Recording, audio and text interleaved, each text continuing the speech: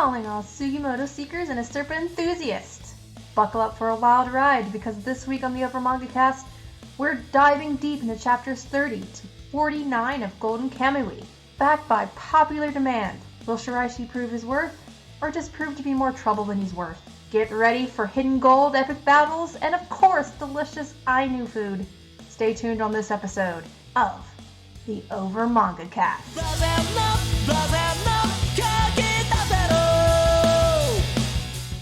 Hello everyone, and welcome back to the Over Manga Cast. My name is Sam, and as always, here at the top of the show, we talk about our familiarity with the property that we read this week.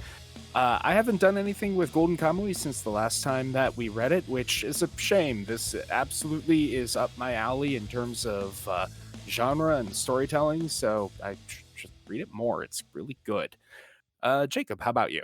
Golden Kamuy for me is very popcorny, and earlier in the podcast, before we had as many episodes as we do, it was, oh yeah, I'll definitely read this. Now it's sort of at a point where it's not leaving the list by any means, but the list is so long, I'm probably not going to get to it outside of episodes. Yeah, that's fair. Matt, how about you? I wish the anime was better. I'm sure we all do. That's that terrible, horrible CGI bear. And Jay. I also wish the anime was better. I've been sitting on the edge of my seat to continue reading this. This is another one that's right up my alley. I love the intersectionality of popcorn adventure and just nature, wildlife, cultural learning. So, been very excited to dive back into this. Indeed, and we dive right back in where we picked up last time. After the previous adventure, they have a member of the 7th Division who has been grievously injured, and they are giving him some on the go first aid using like tree sap and whatnot to cauterize his wounds and get him back to the village where he can begin to recover. And this is pretty downbeat opening chapter. You know, we get Tanigaki back to the village. The gang is just sitting around having some food, listening to some stories. Shiraishi gets bit in the head by a baby bear. You know, the bear usual cub things gnaws happen. on Shiraishi's head. I love that. Shiraishi is just, he is the gag. The most 110% of the time. The most standout thing of this reading to me was how mean everyone is to Shiraishi. Shiraishi really shouldn't be a moving target like he is. He deserves some level of pain, but he's already dead. Please. It's too easy. Too easy. Well, you know, he's the escape king. He gets out of every situation. That's why he needs to constantly be negged. He can escape accountability only so far. But one of the things that they hear in the story is that the gold that they're hunting for, apparently the mother lode is even bigger than we thought before. Mm-hmm. No longer just the 75 kilos that they thought it was. Now it is 75 tons, enough to fill 4 cubic meters worth of gold. About 800 billion yen in modern money. That's a lot. Mm-hmm. And it actually kind of becomes a bit of an important plot point because they realize that there was no way that the guy who stole it could have possibly moved it all on his own. Mm-hmm. And this is important information for our 2 rival warlord factions. I'm not gonna lie, I got a little confused. Originally, I thought they were working together. It took me a little while to realize that they weren't. No, because Lieutenant Tsurumi they represents... both have a plate head man. Come on. Lieutenant Tsurumi and the 7th Division represent a very modern, you know, hyper-militarized, industrial sort of authoritarian regime. I'm not saying that Tanigaki isn't also planning on being authoritarian. He just wants to go for the old school Sengoku Jidai, rule by the sword. Yeah, one of them is Sengoku Jidai. One of them is what Japan will become in a few decades. Mm-hmm. So they both think that this is a great nest egg to start a country on. I think they both have the idea to use the money for a munitions plant, though. The 7th Division already has a deal lined up with a with a British investor. An Englishman selling guns. So to his credit, the British guy was very much of like, I am just like doing a job. You guys asked for these materials. I'm giving them to you. I really don't have like a stake of who I prefer. Mm-hmm. You paid me money. I gave you guns that were worth the amount of money you gave me. I am willing to continue doing business under these circumstances. Yes. Maybe when you get that gold, I'll come back with some real shit for you. Well, aren't they? He also references the fact that, you know, in Europe they're having a war going on or something where he's like, okay, the more like top brass stuff we have to reserve. He is strongly implying he's got some insider knowledge of not necessarily even close to secret, just like turmoil is brewing in Europe, and man, Japan, if you're really far away, you're probably out of the strike zone. If you were to start up a munitions plant, that would be very profitable, and I'd have a lot of guns I could sell. Like he's very much saying, nudge, nudge. He's saying he's saying wholesale guns to me so I can sell them to warring Europe. Because I believe it's World War I that they're yeah. Yeah, they're still fighting with bayonets, so that would track. I just forget the exact time period if it's because like the Russo-Japanese War is around the time of World War I. Sometimes I forget if it's before or after because the Russo-Japanese War is the catalyst for all of this. Oh man, this manga would have a very different ending if this was post World War I, pre World War II. Yeah. Well, that's what I'm saying. One of the factions is literally that. Like, I'm not wrong. Nope. One of the factions is definitely like, hey, what if we just loaded up airplanes with young soldiers? Yes. I mean, there's a plot point about that. They do a flashback of how the colonel took down a pillbox. Are you saying that's not true? Lieutenant Tsurumi would absolutely endorse kamikaze tactics. What you know? I don't know if you've seen Godzilla Zero. I don't know. We will forge a military government. I will be its leader. And I will be the mother. And you will be the daddy. I'll be the dog. You will all be my elite guard. And everyone will work in my weapons factory. And the rest of the 7th Division is like, that sounds like a great idea, boss. And we'll hire orphans and widows from war to also work in the factory. We'll all be one big, happy, war-profiting family. Yeah. I mean, on its face, that sounds like a great idea, you know? A lot of people are very destitute and everything, so Well, yeah. Because he's framing it as he's pulling widows and orphans out of poverty with it. Yeah. Even though, if you stop to think about it for half a second, it suddenly becomes very horrifying because, you know, it's war profiteering blatantly. Mm-hmm. Yes. But yeah, no, he's giving a speech to the public. Like he's specifically framing it the more positive turns way. out if you want to like start your own country, you got to do some politicking or something. I'm just doing the math of like starting a country for $7 billion. I'm like, well, hold on, that's a third of Japan's GDP budget, kept with inflation. It's what they make in a year, though. Mm-hmm. Yeah. There's also the idea that they're going to seize the government infrastructure that already exists. Like they're going to build a power base in Hokkaido and then use that to take over. Yeah, got to spend money to make money. Yeah. Mm-hmm. Got to spend money to make guns to commit military overthrows. Military coups, yes. Well, I think the plan is basically to get enough military power to cause Hokkaido to be able to secede, essentially. Or it's not part of a union, so it's not really seceding so much as... But like break away from Japan. Establishing... Turn it from Japan's frontier to their heartland. Yeah. Yes. You know, the dream. It's still the dream to this day. I know. I'm just saying, if we just had an independent Texas. Our main heroes are not so concerned with such lofty ambitions. They are going eagle hunting. I like how an animal wanders by and suddenly Asirpa's like, I'm gonna eat that. Well, so there is this further disclosure later on that actually it's not Asirpa who is driving this entirely. Sure, she's curious, but it's also the fact that Sugimoto is like, he starts asking her. He's like, "Wait, you can eat that?" She's just like, "Sure. Do you want to?" They're It's both his bad. curiosity that also fuels. We're gonna hunt that because I want to see Sugimoto eat it because I think she's also like living through his eyes of how excited he is to try these things, and I it's so think- cute. I think they're just bad influences on each other. and Yeah. Oh yeah, Slowly, they are both becoming. they're what's- eating their way across Hokkaido, and I'm here for it. They are both becoming what's his name from Dungeon Meshi. The dwarf. Yeah. But they're going eagle hunting. Very importantly, not going to be shooting it out of the sky because that can scare other birds away. Mhm. Instead, they are lying in ambush to hook it when it comes down to snatch up a fish that they have rigged up as bait. And And I the love oth- the way that they end up like catching it because I'm like, wait, obviously this hook is not going to be enough to incapacitate this bird. They full on like Asirpa goes on and like wrings its neck, and I was like, what? Yeah, it's hardcore.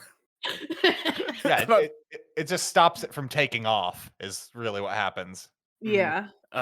Because Asirpa was talking about a legendary massive eagle that was said to wander the land and pluck up children. She almost gets taken away by this massive rock. And she is 100%. I accept my fate. Like even as Sugimoto saves her and she gets let go and falls back down, she's like, well, I guess I'm not dying today. Okay. That's convenient. Yeah, there's a lot of cases where one thing Golden Kamuy loves to do is like, here's a legendary thing that happened in Hokkaido.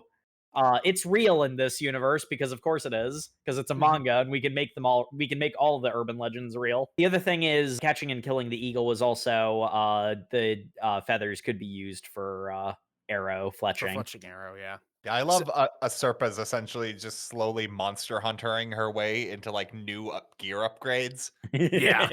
Like, yes, I could just use normal feathers for my arrows, but these eagle feathers are the best arrows. I mean, yeah, these suckers don't know what they're getting into. They give me +1 attack. Why not go for the most powerful equipment? Well, no, she'd just have a gun then.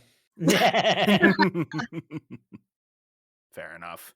I mean, I'm pretty sure fletching gives +1 attack and +1 range, so Although it's a good tech. her arrows do have super poison that kills on contact, whereas I've seen a lot of people survive gunshot wounds that should be fatal in this time period. I've seen a lot of people survive a lot of things that should be fatal. I mean, it's almost to the point where it's like the scene from JoJo's where the guy gets cut in half and he has a whole death monologue. I feel like that's happened once or twice. Speaking of supernatural power, we have Ushiyama the Undefeated. Platehead Man number 2. Yes, Yeah. Platehead Man number 2, who has joined Hichitaka in the wannabe Sengoku Warlords faction.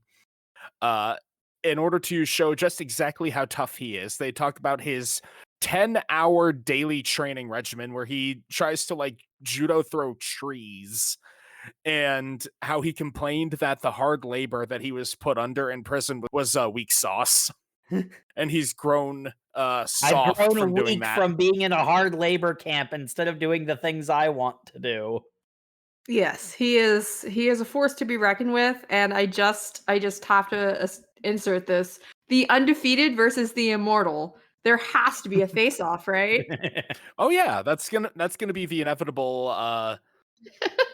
clash. I really like the vibe the whole Sengoku Jidai crews forming, because they're all these people, and it's a very Western concept of like these people who have gotten where they are in life and have dedicated a lot of time to be very good at like using violence, and the world is slowly growing to a point where that's no longer useful. So they're on the downslide from like where this would be relevant to them, and they're like, no, I want a world where I'm on top and I'm willing to fight my way to it. And that's what's so fun about Hichitaka as a villain, because, you know, Japan doesn't need the Shinsengumi anymore. They don't need sword-wielding samurai going out and cutting down people to keep the populace in line. He has latched on so much to that culture and is now playing it up where the thing about how samurai and cowboys aren't too dissimilar in like vibe terms. Just the plot point that takes place over the next couple of chapters really highlights that for him. Because who wants to rob a bank? This bank robbery is literally just a Western. Like, we keep saying Golden Kamuy is like, it's basically a Japanese Western. This is just the plot of a Western. Yeah. Mm-hmm. The fact that there's like a chain of this samurai movie was actually based off of this Western, was based off of the samurai movie, was based off of this Western.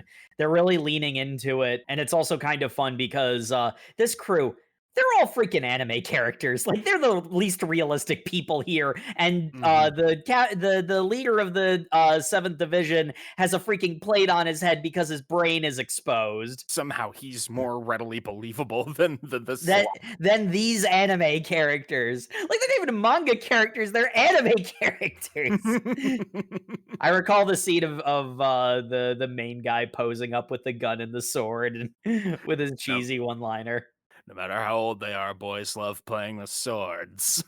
This intersects our main plot where Shiraishi is heading into town at the same day that they are, using some of the eagle feathers that Asirpa gave him to pay for, well, as much as he wants to go and spend it all on horse and booze, he is going to be a good and responsible boy, and he is going to pay for information instead for their mission. This is why I feel so sad for Shiraishi in this section, because he actually is helpful. Like, he's trying, bless his heart. He is. He does try and convince himself that whores are the best source of information, though, so... I mean, is he entirely wrong, though? Like, he succeeds is the thing. Yeah. Like, yes, he also got the thing that he wanted, but if he succeeded, then isn't that money well spent? It is. He got the information. But does this make him a good person? No, we're not litigating whether or not he's a good person. Let's not get crazy. Like I said, he deserves some level of pain, just not how much he gets. Yes. We won't even get into the fact that he seems to be playing both sides of the field either. Yeah, well, that's what's going on here, because he bumps into Sengoku Jidai's squad. Yeah, specifically into Ushiyama the Undefeated, at which point he immediately bolts for his life. With Ushiyama barreling after him like a bull. Ushiyama has him by the collar, and he just wriggles his way out of his clothing as he does. And I love this entire sequence because it's him running through town trying to throw as many obstacles in the way as he can.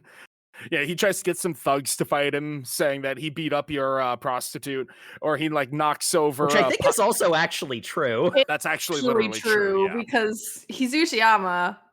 Mm-hmm. He's the one who used a human person as a throwing star. Yes, remember we were just so flabbergasted about. Did that actually? Yes.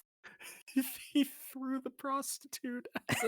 Yes, that was that guy. He's the one that did that. He was. Let's get him, and then they get knocked away. And I'm like, are you sure that's a good idea? This guy is throwing people like literal throwing stars.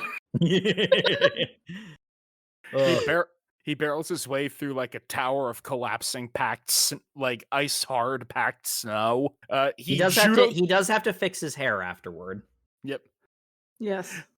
He judo throws a f***ing horse. A full-grown horse and the cart it's pulling. I'm just saying, at that point, do you want to be in this guy's path? No. The poor horse looks so confused. Yes. What just happened? What did I do?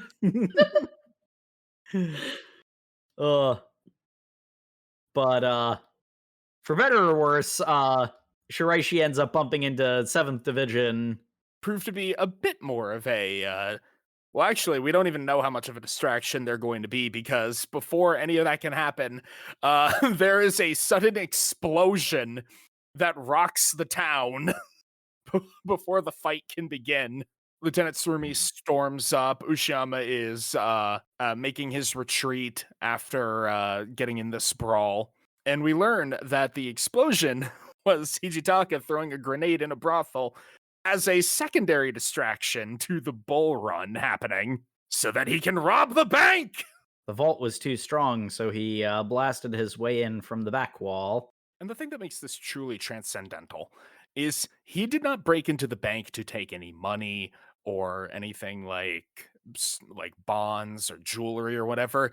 He specifically took a fancy sword. He knows what he likes. Pulls off an entire distraction scheme to bust into a vault and take an ages-old storied blade. This is some exalted shit. I love it. Like I said, anime character. But he makes his escape after a brief standoff with Lieutenant Surumi. And it's here where we learn the true purpose of Shiraishi going into town. He contacted one of the prostitutes at the place that Ushiyama had gone to, and he got one of his socks, meaning that they can now track him down using the power of canine. Using the power of dog, the greatest I power of all. legitimately forgot that they had a dog too. Well, to be fair, so did he. Well, yeah, that's the thing. I say dog, but I'm really referring to wolf because that's Shiraishi's first idea. Yes, which is immediately turned down. Like, I don't own Ratar. He just kind of comes. He just shows up when he wants to, and also, even if I did own him, I would not loan him to you. And even as much as I've been saying he gets Shiraishi gets more crap than he deserves in this section, I would not loan him Ratar either. So that's what I mean. We also had an entire arc about how he belongs to the wild and he should have his freedom. Yes, kind of just re-upping that argument of he's still a wild animal. He does me favors and takes care of me, but I don't own him. He's not my pet. Yeah, so that kind of neuters his plan a little bit. But while we're in the middle of discussing this, we have a flashback of Sugimoto's. Sad backstory flashback. Where after he had returned to his village, cured of his consumption, on the day of his childhood crush's wedding, the husband, Taraji, came to confront him why did you come back? Did you come back to steal her from me? I'll kick your ass.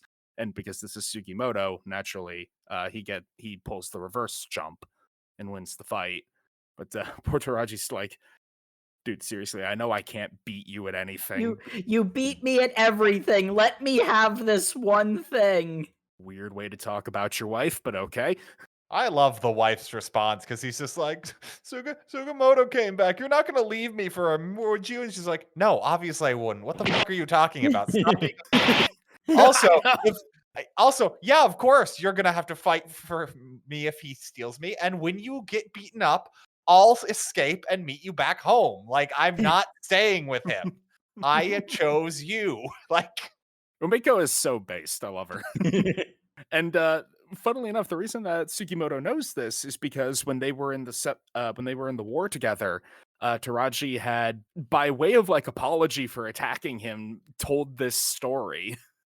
And Sugimoto clearly has no hard feelings at all. Well, he never did to begin with, but then hearing Umiko's response, he's like, yeah, she's pretty great. So I'm double fine with this now. But then tragedy. And because we can't let things get too melancholy, he and Asirpa had set up a fox trap and they caught an escape king instead. Yay! No foxes were harmed. I'm okay with this. No foxes were harmed in the making of this chapter. One Shiraishi was, though. This is a worthy sacrifice. But as we had mentioned, we can't get Ratar, but thankfully, a dog I had completely forgotten about.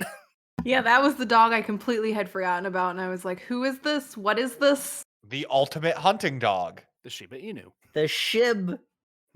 They also try to catch a Tanuki, but it doesn't work, which I'm also okay with that because big, floofy, cute. Also very fatty and good meat. Yeah. But they're so floofy. And fatty. Both of these things can be true. Yes.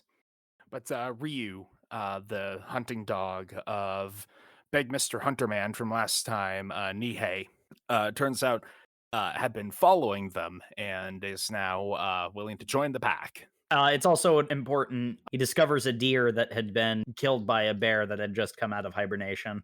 Mm-hmm. The bear killed it and partially buried it because the bear hadn't gotten around to eating it yet because nature reasons. It's constipated. Yes. I mean, yes, literally. It's seasonally constipated. Nature is fascinating. Is it? It's Yes. fascinatingly gross. An organic body is a cavalcade of horrors, and quite frankly, I'm ashamed to have one. Shiraishi is actually able to make good use of Ryu to sniff out Ushiyama and spy on the enemy formation. There's a whole arc of Shiraishi earning Ryu's respect. Mm-hmm. Which he manages to do. And you know what? Good for him. Doesn't stop the little bastard from giving him away, but while he's sneaking. While sneaking about and spying on the Sengoku boys, Shiraishi hears there has been serial killer activity in the area. Kazuo Henmi, one of the tattooed convicts from the prison, has been spotted. Well, they haven't spotted him, but that's his MO. They found the bodies. Mm-hmm. Stab the absolute shit out of somebody and then just move on. That constant wandering is how he managed to kill over 100 people across Japan. Like, holy crap. As you do. I know that's probably embellished, but damn. In this manga, I would say that's a lowball estimate. Definitely. We watch him kill 5 people just casually in the 2 days we're following him in this manga. True. Yeah. But Ryu does make some noise, which causes Shiraishi to get captured. I love how all it takes is one little woof from a Shibu, and Ushiyama throws his whole body through a window. Still Mid-sentence. I think Ryu had it out for him. Ryu is conspicuously missing for the rest of the scene. Shiraishi actually puts up a pretty decent fight. He dislocates his own arm to escape the hold, grabs a nail and tries to drive it into Ushiyama's eye, but instead he raises up his head to get stabbed in the forehead point. Because this is just a thing that people in this universe have. So is that just like a 3-inch deep callus on his forehead from constantly headbutting things? I think, I don't know, maybe he had something that penetrated his skull, like he was shot in the head and they needed something to protect his skull, but also, yes. Either way, that nail does not go deep enough to cause any real damage, so Shiraishi is captured and interrogated. Mm-hmm. And now we get the, can we trust him? Is he a double agent? And the answer is he is going to serve his own best interests like he always has. Yeah. Which means he's probably going to side with Sugimoto in the end. Mm-hmm. He does admit to working with Sugimoto, and that's when we cut away. Because the ultimatum that he's given is you either tell us who you're working with and all the information that you have about the treasure hunt, and we'll copy your tattoo, or we just can kill you and skin you. So what'll it be? I've been working with Immortal Sugimoto, and that's when we cliffhanger cut away to a different setup. We're also told he's asked specifically, hey, have you found any tattoos? And he's just like, nope, just mine. These guys suck at treasure hunting.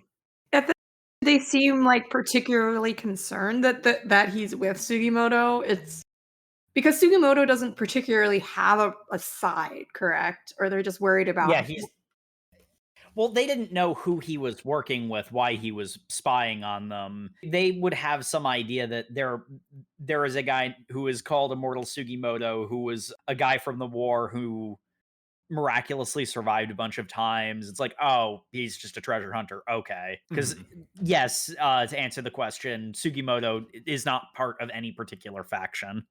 Yes, but he could pose a threat because he's the immortal. So if he's Immortal Sugimoto. Yes. So if they end up having to butt heads, he still has a role to play on this board. Well, butting heads is a risky proposition because so many people have forehead plates. Don't know if it's going to do any damage to them. Yeah, Sugimoto needs to get a forehead plate. Apparently, that's what we're doing now. You can tell how plot relevant a character is by the size of their forehead plate. No, Sugimoto is only allowed to get scars that will heal in a way that still makes him ruggedly handsome instead of like deforming. Yes, he's got those tiger scars. Wow. He's got those scars that only highlight muscle groups. Yeah. which is really showed off in our next arc. We're going whaling. Woo! That's not a thing that Japan does anymore. I love the build up to this because we're told that it's herring season. Spring is coming, and that means that the booming seasonal industry of herring fishing is happening right now. Tons of people come to the shore to engage in this very lucrative industry, and we see a couple of fishers talking about one guy who is a bit of a weirdo, kind of a loner, not really engaging in any camaraderie here. And he's approached by another fellow like, hey, how about we just go get some drinks and talk? You know, you're kind of a loner in the group here. I'd really rather keep to myself. Stab in the forehead! The standard escalation for this series. And the main takeaway from this is that this nice guy who we've been following up until here, and the kind of like rough-looking outlaw who doesn't want to talk about his tattoos. Turns out that guy was just a yakuza, and the serial killer we've been hearing up until this point is Mr. Normal-looking guy. Yup.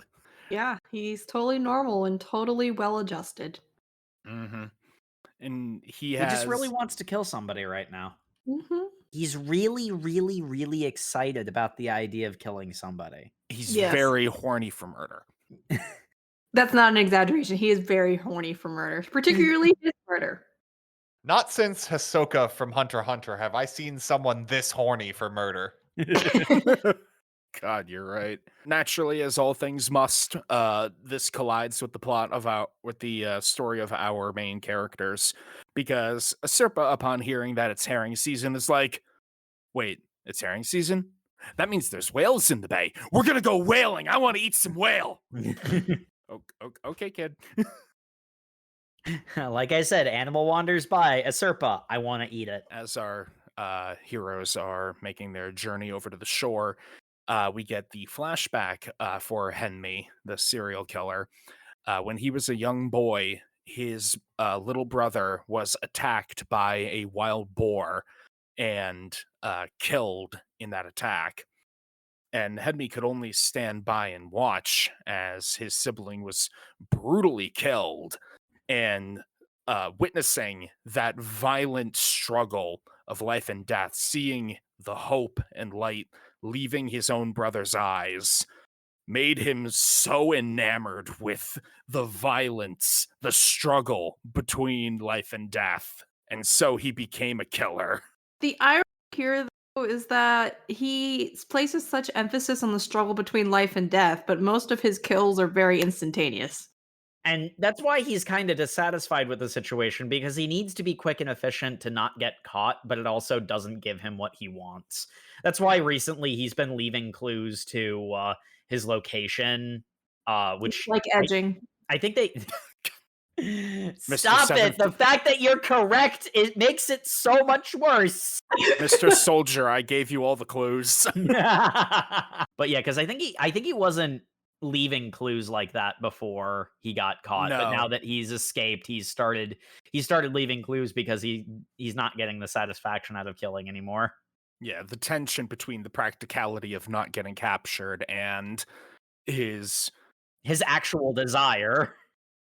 The murder boner, yes. He wants a life and death struggle, and he's perfectly happy for him to be the loser in that life and death struggle. In fact, it would be a lot easier for him, so he's kind of on board with the idea. But that gets delved into in more detail later on. Meanwhile, the gang is going whaling, and man, when this manga wants to do this manga really loves its like glamour shots of wild animals during like the hunting process, because the 2-page spread of the freaking whale that they spear, it's gorgeous, majestic as hell. like if you've ever seen a whale up close, they're absolutely massive creatures. I think this is a humpback. Like their eyeball is like half the size of your torso. Look at this beautiful 2-page spread, and look at the vastness of the ocean behind it. Yes, Jacob. Every time I Yeah. see pictures of whales, I like stoking Sam's thalassophobia. Yeah, Cthulhu Fatagan. Yeah, I'm Sam. I'm unable to comprehend things larger than myself. I can comprehend the ocean. I just have a healthy respect and fear for it. I can comprehend it. I just hate it and don't like it, and it scares me.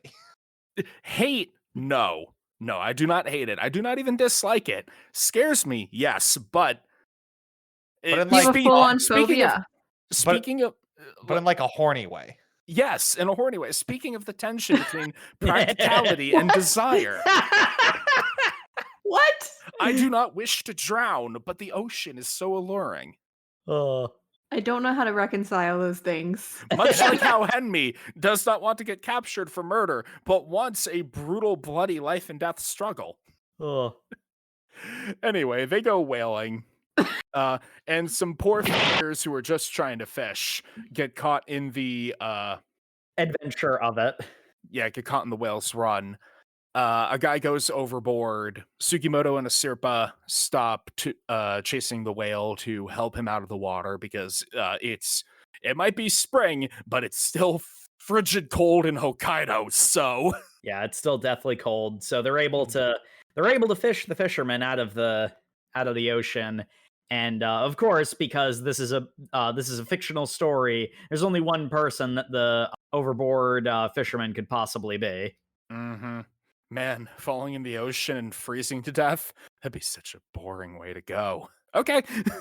This is some real, like, dark comedy that happens over the next few chapters. Because He immediately sniffs out Sugimoto's killing intent and is just like, ooh, that he's a predator. He's a predator and I'm prey. Oh, yes.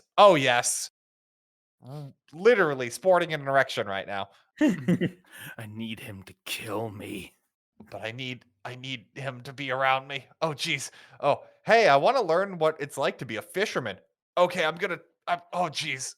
Here's a whole bunch of tools we use for fishing, and here's how you could kill a person in them. I mean, here's how, just use them. I want to see you use this big knife we use for lopping off fish heads.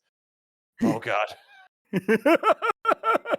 Yes. I know I just fell into the freezing ocean, but I am still rock hard right now.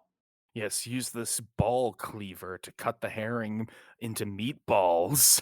And as Sugimoto goes to swing it, he has a vision in his head of getting beheaded by it.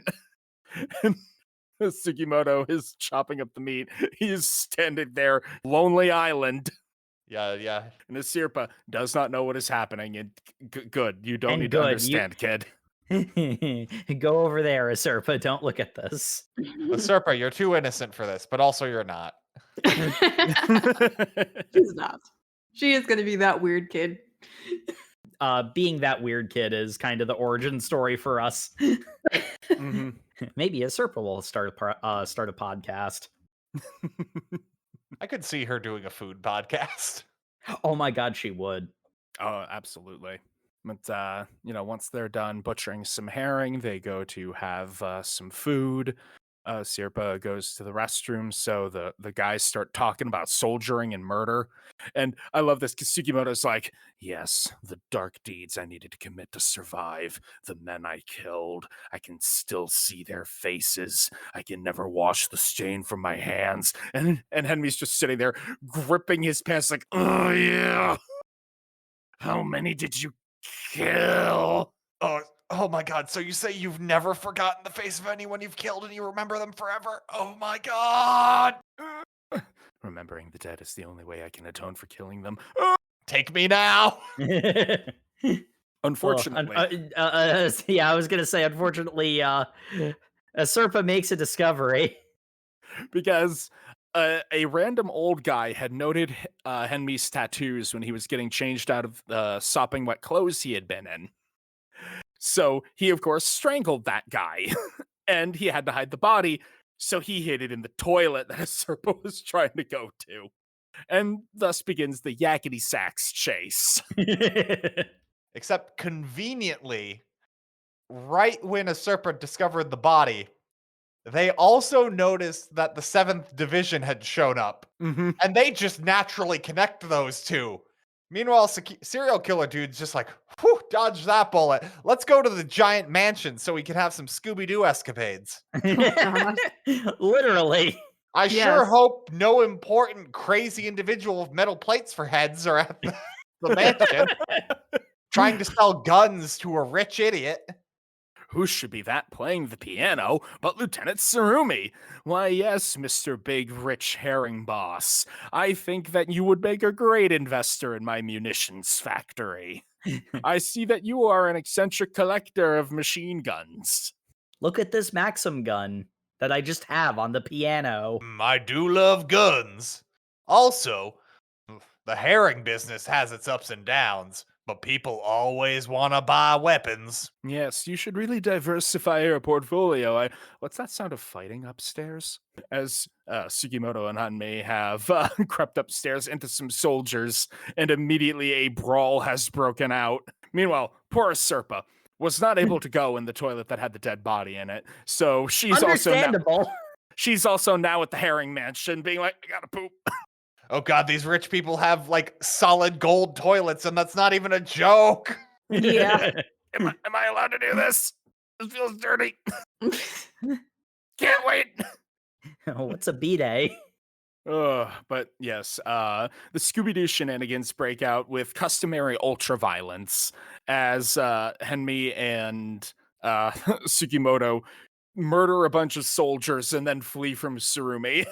I gotta say, Henmei immediately like cleaving one of their heads open and then about to kill the other before getting shot in the side, and Sugimoto going like, they'd shoot an innocent civilian? I'm like, buddy, I get the joke is you don't know he's a serial killer, but like, innocent civilian right now. I don't think he also saw the murder because he was still downstairs when the neck slashing happened. He'd have to be pretty unobservant not to notice the 2 dead bodies, one of which pinned to a wall. Yeah, like he runs into the room, so really, there's no excuse.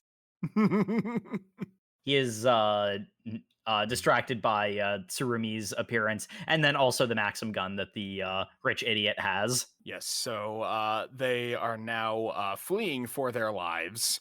Sugimoto's violent desperation to stay alive, proclaiming his immortality, gets Henmi all the more horny.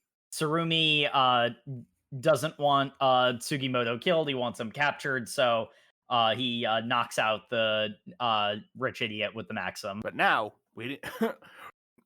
we did not have enough whaling shenanigans. Now we need the final battle between serial killer and immortal to take place with an orca! Oh my, because Henmei attacks Sugimoto and they're fighting to the death, and he's the entire time going like, yes, perfect way to die, no better death, and then falls into like the spray of the ocean.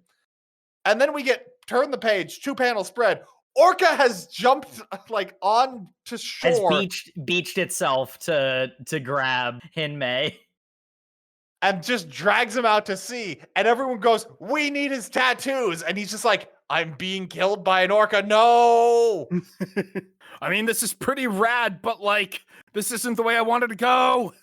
And then the orca starts playing with him like he's a dead seal and literally slaps him like 30 feet into the air. And in free fall, he's like, no, I take it back. What an unbelievable beast of the world. This is an amazing way to die. And you know that thing they do where they can't show somebody has a raging boner, so they put a little blob of light over his crotch? Yeah, he spread eagle with his dick to the sun.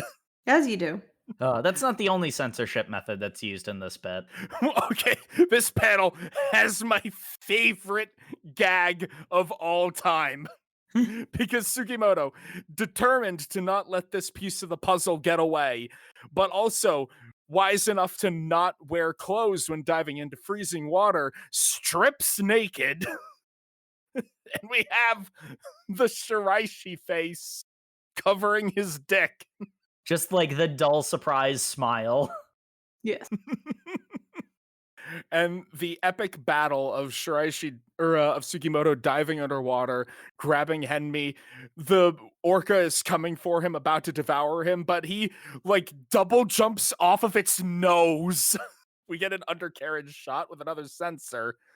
And then to complete the rule of three, Sugimoto flops back into the boat behind Shiraishi, so his shocked expression completes the bit.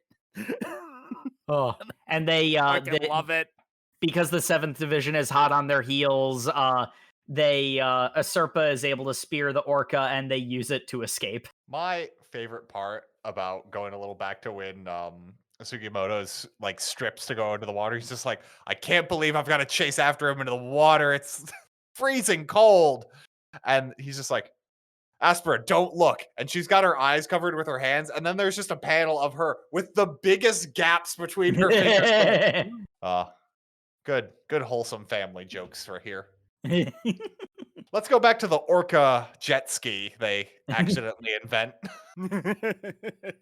As you do. Yep. Henmi dies of like 12 different kinds of wounds and exposure.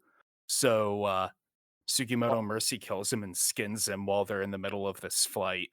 They don't even really show that. They just kind of... Well, they do the thing they always do where they skip over the skinning, because that'd probably be a little too dark for the tone they're going.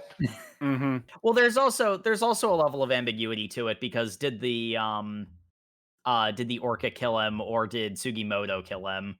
It goes back to being the food manga that it is. Shiraishi is able to find kelp with herring spawn on it, and the orca ultimately in panic beaches itself. So they have a little cookout. But there's the whole thing of an animal that eats human flesh is an evil god and can't be consumed in turn. At which point Asirpa refuses to eat the like tempura whale they essentially make from the orca. Like, and they've got these just orca nuggets, and they smell really good, but she's like, no, you can eat because you are not Ainu, but Ainu believe that is an evil god, and we will not consume its flesh. And they're like, yeah, I mean, technically, I guess I killed him because I stuck my knife in his chest. And she's like, yeah, that makes sense. Also, I think my entire culture, that might just be a method for us not to eat human flesh and gain some diseases there. Really, I'm sure all of the mythology is more of a metaphor. And she's like, okay, maybe don't. You took 2 steps here just because you're hungry. That's maybe don't completely undo years of your culture because you feel like it. She's shoveling the whale tempura into her mouth. But she also gets some whale sinew bowstring and whalebone arrows. So the Monster Hunter armor or weaponry upgrades continue. Plus 10% attack speed and another +1 range. That was a lot of our reading that we've covered so far. How about we take a quick break after the serial killer orca whale fight jamboree, and we'll get back to Golden Kamuy. And when we return, we'll have some drama with the 7th Division to unpack. Yes. We'll be right back, folks.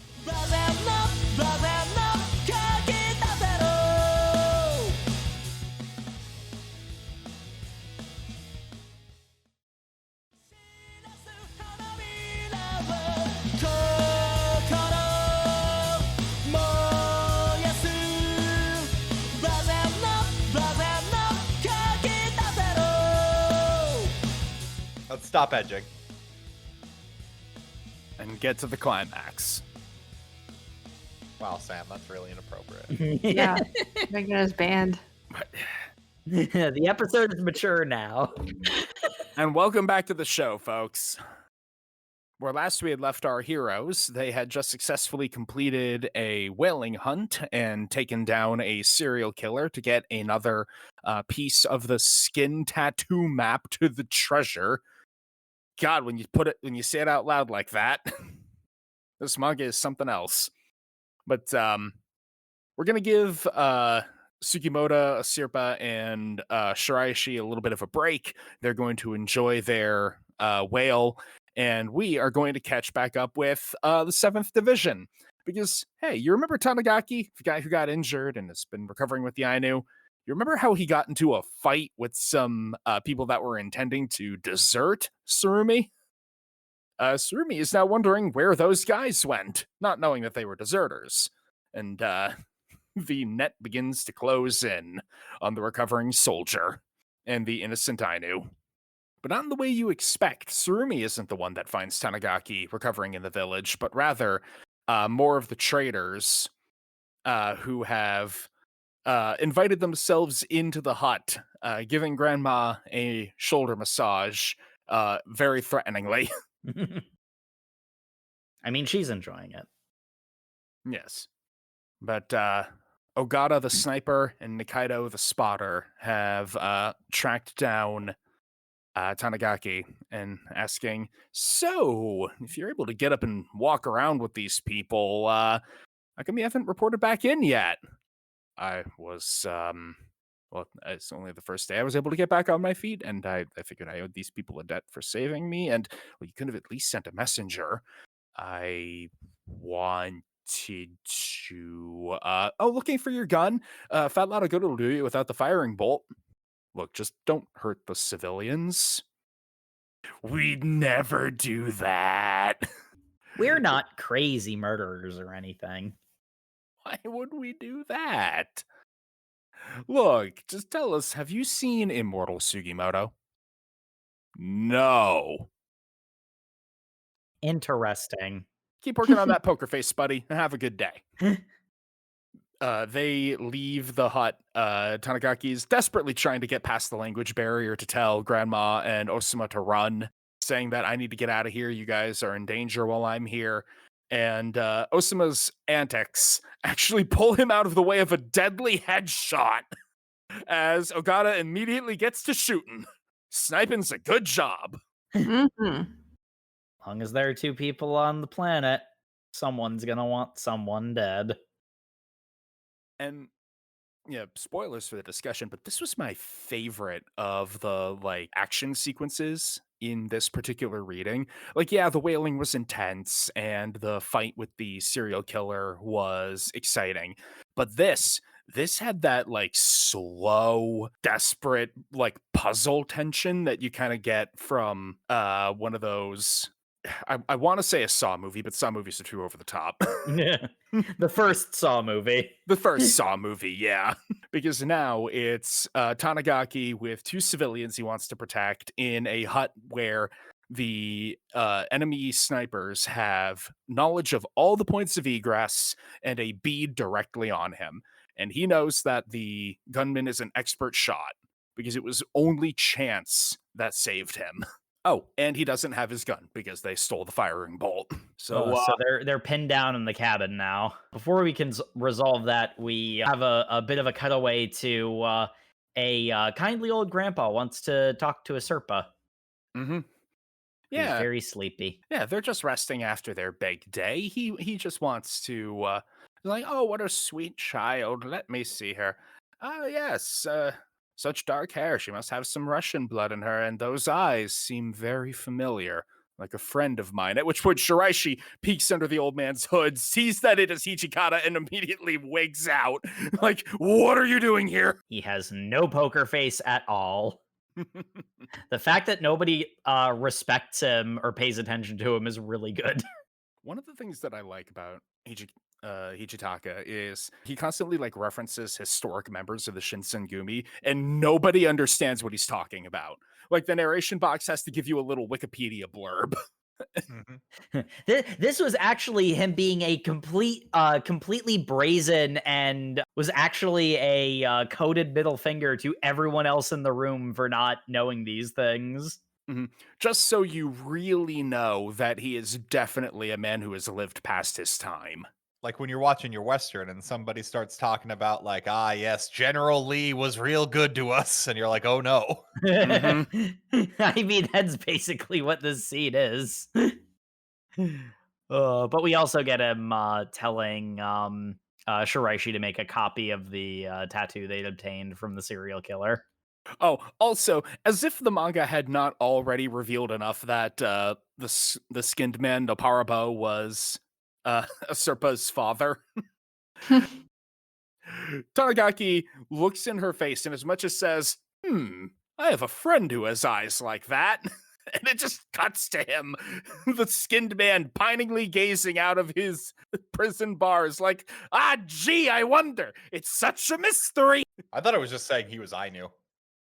Yeah, honestly. Well, it was that was just saying he was Ainu, but I'm pretty sure we had a theory last time about this, and it's going to get really overt later. Yes. Well, it's going to get so overt that they'll just say it out loud. Well, they'll say it out loud eventually. I'm just saying when we get to the part where they just say it out loud, I actually went like, oh, holy shit. Like I was caught off guard with that. I was too, but it made me recall, I think we had a theory about that last time. I think somebody guessed this. Yeah, I was pretty sure in my read on that. It's saying directly that the Skin Man was Ainu is what the scene is doing overtly, but it's also because it's connecting to Asirpa. It's also planting the seeds that's where this is going. But Hichitaka alludes to, Asirpa, that's her name, but what about her Japanese name? Her what? I mean, yeah, Hokkaido might be frontier, but it's part of Japan. Surely she has a Japanese name under her family registry. Yeah. Sense. I don't know. She's never really mentioned it. Okay, then. That's plausible deniability enough. Have a good evening, everybody. As it turns out, it's also true. Mhm. Yeah. She's just like, yeah, this is my Japanese name. Never brought it up. Why would she? Yeah. But that little setup interlude now done, we get back to the exceedingly tense sniper battle.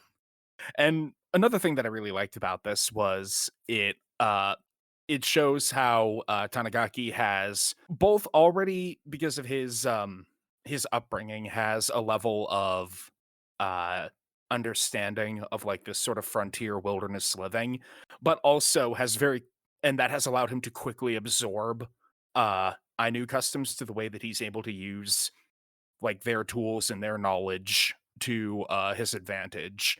Because one of the things he does is use the eagle catching hook to drop the shutters on all the windows to block their sight, and then figure out where they are by holding up some binoculars so they'll shoot at the glint on the glass.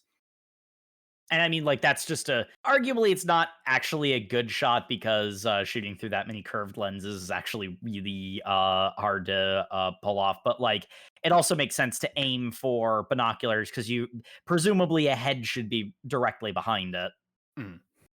It's definitely a dramatically impressive shot. They go for the drama of directly through the binoculars, just because that's more visual. That's sort of like if you've ever seen in movies bullets hitting the ground and sparking. It's like you really don't usually get that kind of visual indicator in most circumstances. That's kind of just there for the audience.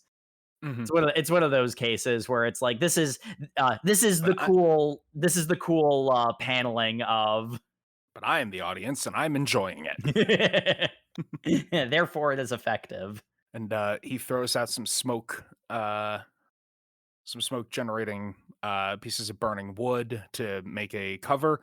But it's actually a double ploy because instead of going out of one of the exits they knew about, he cut a hole in the back wall, which was actually the first thing that I thought of. It's like it's a straw house. You can just do that. I was thinking that myself. But they also arm him with the only rifle that they have. Yep, Hunterman Nihei's gun. Oh, he's got one in the chamber. Unfortunately, this gun uses a different ammo type than the one I have, so there is one in the chamber, and that's it. That's all I got. You get to take the coward's way out. Wait, no, what? No, I'm going to use this one bullet to kill my enemies. This is where the plot point of the deer comes up because he leads the sniper and his spotter towards it. Yeah, Tanigaki, again, growing up as a Matagi, he's got a lot of knowledge on just moving around unseen, even in a snowy mountain, which is very impressive because this is like the ultimate tracking time. No foliage, snow that leaves easy tracks. This should be a nightmare for somebody running from enemy snipers, especially when he's got a wounded leg, but he finds some bear prints, walks through those, and a deer carcass. And, bears are very protective of their kills. But Hey, Spotter, go down and literally poke the literally poke the bear, as it were. I'm not 100% sure what the plan was here. well, nobody Well, likes. He made a fire to make it look like he'd made camp there, which also made it look like the deer was something he'd hunted. Hmm.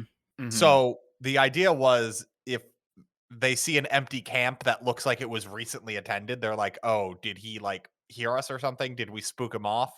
Or is he just gone to go get something and he's coming back to this location? Was I think what the spotter is going to go verify. Yeah, that was the plan, and like Ogata's watching over him from a hidden point. So Also, like they don't know he has a gun. So conceivably, even if the spotter goes down there and he like runs at him with a knife or something, the sniper is covering the area, so that's just in their favor. And there is kind of a vibe of, and like the spotter kind of knows he's being used as bait. Ogata's like, this could also be a trap where he wants somebody to come in and examine the camp. So I'm gonna send the guy who's expendable. And like the spotter's not happy about this. He's even less happy when he goes and warms himself by the fire. It's like, man, I could really go for some venison. We huddled out in the cold all night. We didn't even light a fire. And then page turn, bear whapping his scalp off. Yeah, I love the like dramatic timing of the bear to wait until he takes one bite of the deer. Like, I could really go for a snack. That was mine. And the manga's like, actually, with their padded feet in the deep snow, bears are incredibly quiet. Okay. That is, in fact, terrifying. It's extremely terrifying. It even mentions that they're pretty resistant to fall damage because of their reflexes. Oh, good old forest puppies. Forest kaiju. That's what a bear is. The spotter is getting eaten by the bear, screaming, shoot it, you bastard! And the sniper has like a few moments of thinking like, you know, it would just give away my location. But on the other hand, I am a bit of a softie. And then takes a shot at the bear. And I'm like, yeah, good. A bit of a softie indeed. He's still thinking Tanigaki is armed with, like, at most a sharpened stick. It's like, what are you going to do? Run at me without a gun? I'll still shoot you down. I don't care. And then I can rack the bolt on this rifle way faster than you can run up to me. You gonna throw a rock? You better kill me in one shot. He shot me. And I love the like the panel of Tanigaki standing there with the smoking gun going hard on. This is a sniper term, but it's also a double entendre. Yes.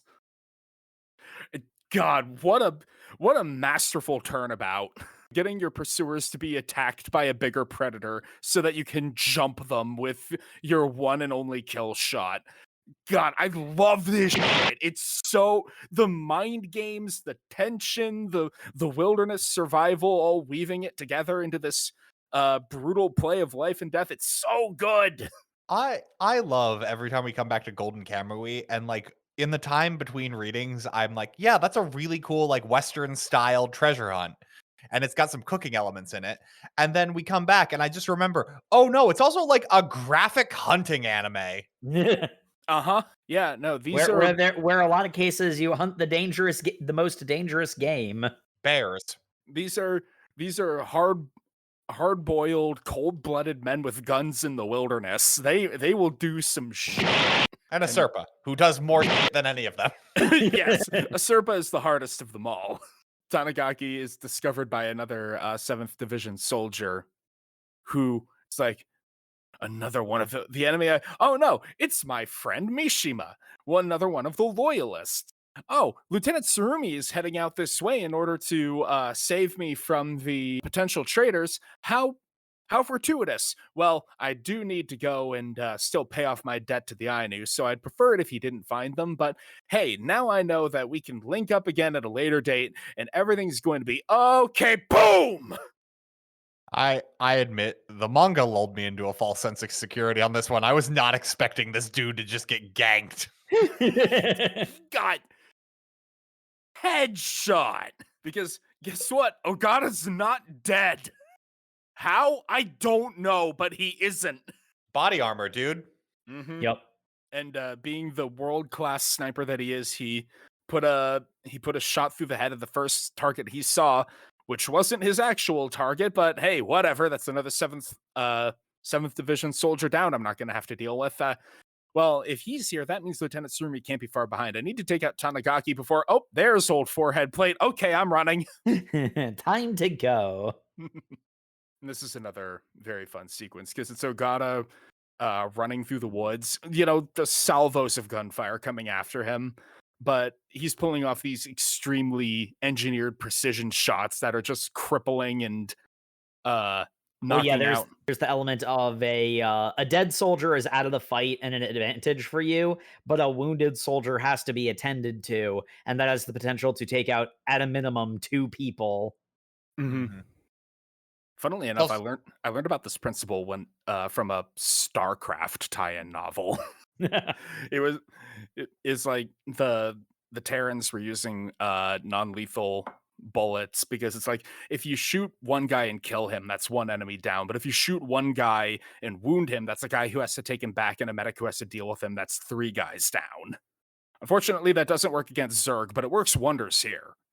Yeah, and with that, Ogata is able to escape. And we have more Tsurumi being an absolute nutter. He's doing like wizardry over Nikaido's body because, yeah, Spotter Man isn't dead. He sure wishes he was, though. I don't know why, but the panel of like Nikaido bandaged and bound. Meanwhile, Tsurumi is off to the side, just kind of waving his hands around like, oh. Like he's getting ready to engage him in a taekwondo match. No, he's preparing his chi. He's gonna perform a magic spell. Yes, I see you lost one of your ears. Well, they say that symmetry is the key to being a handsome man. As he carves off the other ear with a shaving razor. Yeah, with a straight edge razor, and then just like looks at him like I just love how like dead eyes he is accepting his fate. You know, the Ainu have a tradition of those who betray them have their ears and nose cut off and are exiled. Meanwhile, the Japanese have a tradition where those who betray them are forced to commit seppuku. We in the 7th Division do a mixture of the two, in that we do both. You have to do both. I'm going to cut your ears and nose off, and then I'm going to make you kill yourself. Or you could reveal the other traitors in the organization, and I let you kill Sugimoto. Yeah, it's letting him kill Sugimoto is the thing that convinces him. It's not even letting him live. Because he doesn't care at this point. He's kind of resigned to his fate. Yeah, but he goes and finger points at some random soldier, which Tsurumi is perfectly happy to go with. I don't even know if this guy is actually another traitor. Yeah, that was my takeaway, was he just said a name. It's just like, no, he was in on it too. I didn't trust you either. I'm going to kill both of you. We get another wholesome hunting expedition with Sugimoto, Shiraishi, and Asirpa. This time they're going fishing. Yep. And much like the eagle story earlier, they explain how they like hunt for fish. But then also explain there is a mysterious superfish that obviously we'd never experience in real life, but just remember that this exists, which then is also cross-pollinated with Sugimoto talking about the Japanese myth that if you eat mermaid flesh, you gain immortality. which that comes up because it's like, how is Ichitaka still alive? Because he's like an old ass man from a violent like profession. So how is he still alive? You know, there's rumors that he ate mermaid flesh. Sure must be painful to live after you were meant to die. Way to hit the nail on the head there, Saichi.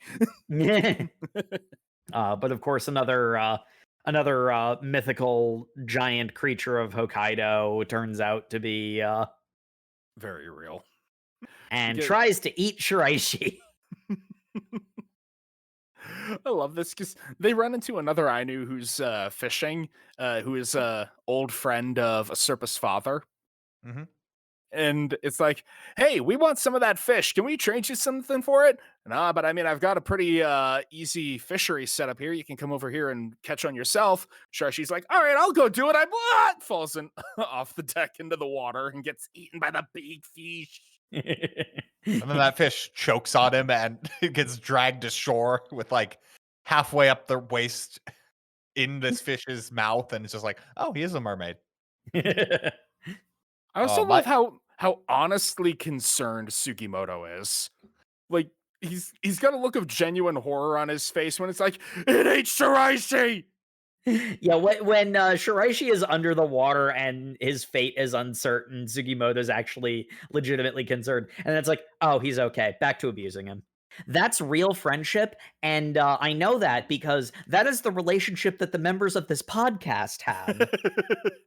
Oh my god, something bad happened to one of our friends? Oh, he's okay? Okay, point and laugh. Oh, you stupid idiot.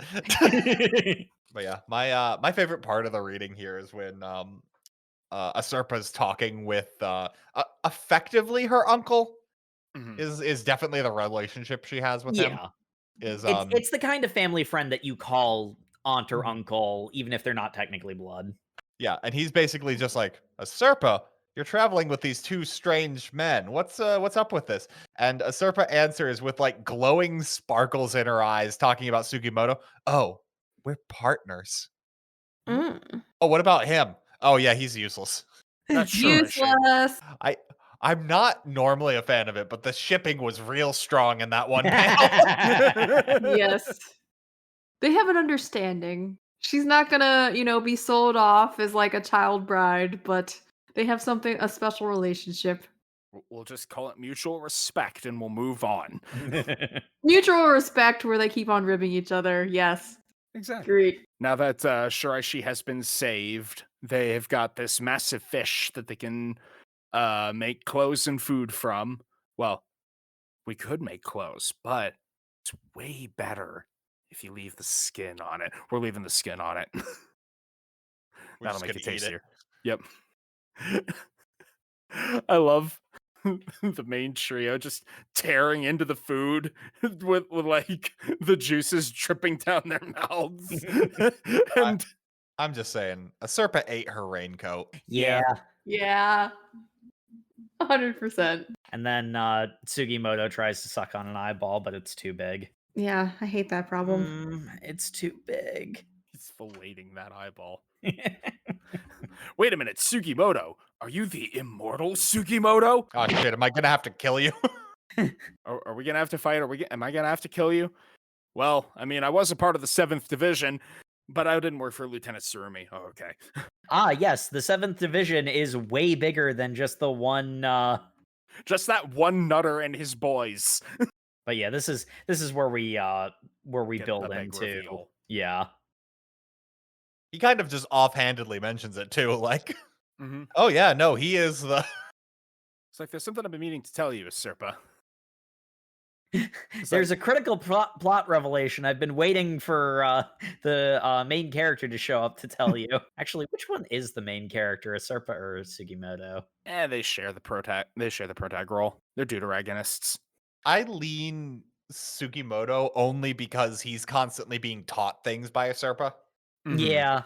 But yeah, I ran into this one weird old Japanese guy who said he was looking for someone named Asuko Kochobe. And Asirpa's like, that's my Japanese name, but only my parents knew that and they're both dead. Well, yeah, you see about that. There's that one guy in the big prison that all those dudes escaped from, Nopparabo, the skinned man who tattooed the the map on all those other human beings, so they needed to be hunted down like animals and skinned to find the gold? The blood gold he murdered for? Yeah, that's your dad. Her uncle's reaction to, oh, so that's how this tattoo map works. You gotta flay the man alive. Wow, that's really hardcore. I'm like, what a response. Napara Bo is your father. We came here from Russia. Yeah, poor Asirpa, she does not take it well. Mm. Napara Bo is a blood-fueled monster. I refuse to believe that that is my father. I need to confront him in person. We are going to this Supermax prison. Totally reasonable, yes. Meanwhile, I'm just reading it going like, oh my god, are we going to get a reverse prison break? Yes! We have to do a rescue now. Yes. We gotta Well, get to not the a- bottom of this. You can't just drop these bombs on us. No pun intended. And not investigate this. Yeah, I love how the dude also just gets asked the question the audience has of like, oh wait, do we even need the map anymore? Can't she just Can't we find just her like father? directly just ask this dude of like, hey, your daughter wants to know where the gold is. I don't know. I suppose we could. All right, MacGuffin no longer needed. Didn't even think about that option. It's like, okay, now, bunch of dudes breaking out of the Supermax prison. Bad enough. How are we going to get in there to get to Napara Bo? Because I don't know if we've like pointed this out, but he's in like a Supermax prison cell, and they also cut his hamstrings. Yes, which they did mention, so he can't even really walk properly anymore. Like, this guy was like top guy who needs to be disposed of until they figured out, oh, he has significant amount of gold. I mean, we've got Shiraishi, the escape king who broke out of there. Surely he can break back in. He has proved he can squeeze into tight places if you just oil him up a little bit. If you grease him up. Mm-mm. But they head back to... we haven't actually mentioned Uncle's name. It's Nispa. They head back to Nispa's village. Nita's family gets some horses. Shiraishi gets the miniature pony. It's like, all right, we're heading to Abashiri Supermax prison. Let's go, gang. Oh, hey, bandits on the road. Why are you picked the wrong people to rob. Because we can't have this guy who is a part of the army just show up. We need to display how he's a badass. And the way he's a badass is that he was a sapper. So he's got a whole bunch of like specialty grenades that he has memorized the deadly blast radius of. So he can expertly hurl bombs at people in order to, with Strike the weak surgical point for precision. massive damage. Yep. And we need to rag Shiraishi one more time as Sugimoto attacks the guy with the knife and says, "You're really going to attack us with this puny knife? It's smaller than Shiraishi's dick." Shiraishi in the background. What the hell, man? She is just prime target. I'm just saying, there's a reason they used his head to cover up Sugimoto. Yeah. Pulled out. That's immediately what I thought too. It's like, is that supposed to mean something? It was very cold. It was very cold. I'm a grower, not a shower. I'm just saying, do women know about shrinkage? He was in the ocean. He was in the bay. It's very early spring. Asirpa, don't look. Anyway, this brings us to the end of our reading. Okay, so favorite character and favorite fight. Tanigaki and Tanigaki versus the sniper. It's easy peasy for me in that regard. It was the briefest of the action sequences, but it really sang to all of my particular interests. I love like the wilderness survival aspect. I love the sniper battle, the needing to like trick the enemy. It was a great time. 10 out of 10. How about you, Jake? Favorite character? Honestly, it's gonna have to be Shiraishi because he needs a win. Character Shiraishi because somebody has to care. Jokes aside, I actually really do like Shiraishi. Mostly because like he's showing his resourcefulness, and like there's the running joke about, oh, Shiraishi over there, he's useless and everyone abusing him, but like he's actually really successful in this section of the manga, and he does more than basically anybody else. Sugimoto close second with finding the serial killer, but like Shiraishi also identifies him as the serial killer in time for Asirpa to save Sugimoto, who was about to get stabbed in the back. So I just really liked Shiraishi. I thought the jokes at his expense were very funny, and also he himself was showed a lot of cleverness, the duplicity that a character in a story like this should have, and just contributing member of the team. Mm-hmm.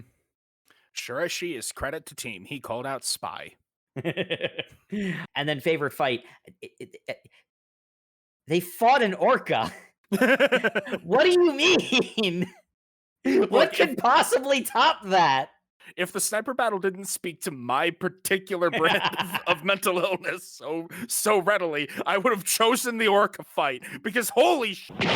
Yes, Sam's a zoner even in first-person shooters. They fought an orca! And won! That's just too much fun. The reveal of the orca beaching itself to grab the serial killer and drag him into the depths is just... Sugimoto footstooled off of its nose. He's playing Smash Bros.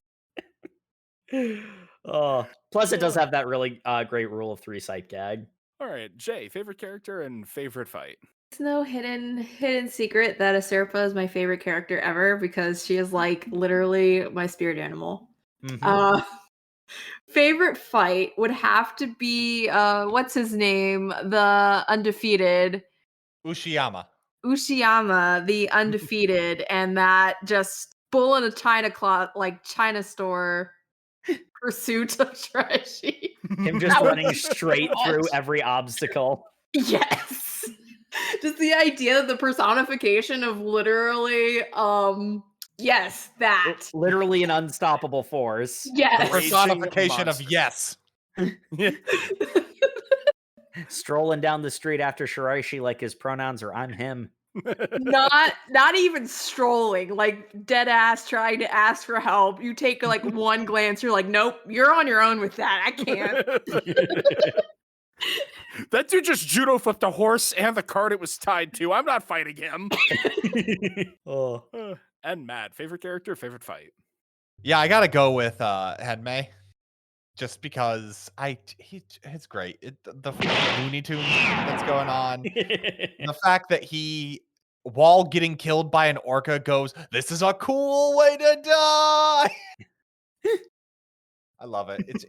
It's just amazing. And then like the whole like love story with him and Sugimoto going like, "I want you to be the one who kills me." Yeah, I'm really broken up about my history of violence. And what was that? Nothing.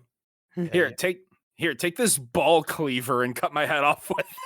Hey, you want to talk about like how messed up it is to be a soldier and like how you feel guilty about everyone you've ever killed? Yeah, I feel guilty about everyone I've ever killed. As a soldier, right? As a soldier, right? I mean, yes, but like also the other. And I mean, favorite fight. I really liked the dude judo flipping the horse, but I think I'm gonna go with dark horse pick. And by that, I mean the spotter versus the bear. That was awesome. And also a completely one-sided sweep on the bear's part.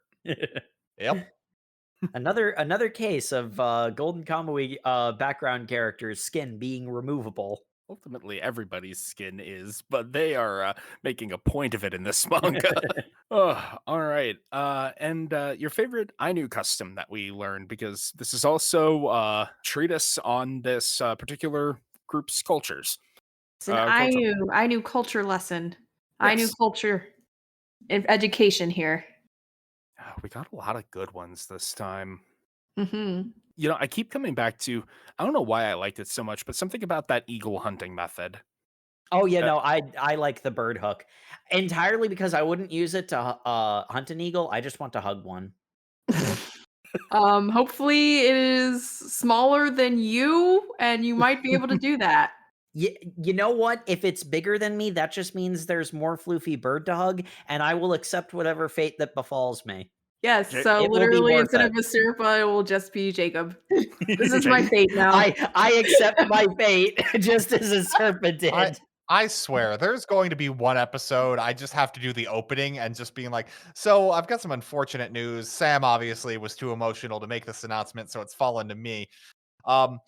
Jacob's not going to be part of the podcast anymore. Not because we had a falling out. It's because he thought he could hug an alligator. None of us were surprised. It's a bumpy water puppy. What do you want from me? He's finally gone out the way he always intended to. In the jaws of of some random animal. Mistaking predator instincts for love. Anyway, so Jake and I really like the bird hook. Matt, how about you? I really liked the whole like medical thing they did with like the tree sap and like gathering that to like seal up the wound with like the heated up sap. It's still sap, right? When you It's pine sap and like gluing the wound shut with like medical ointment. That was pretty cool.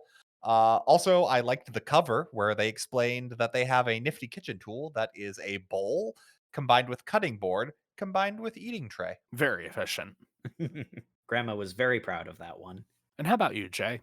It wasn't really a big cultural reference, but I liked the idea of the giant monster fish. Yes.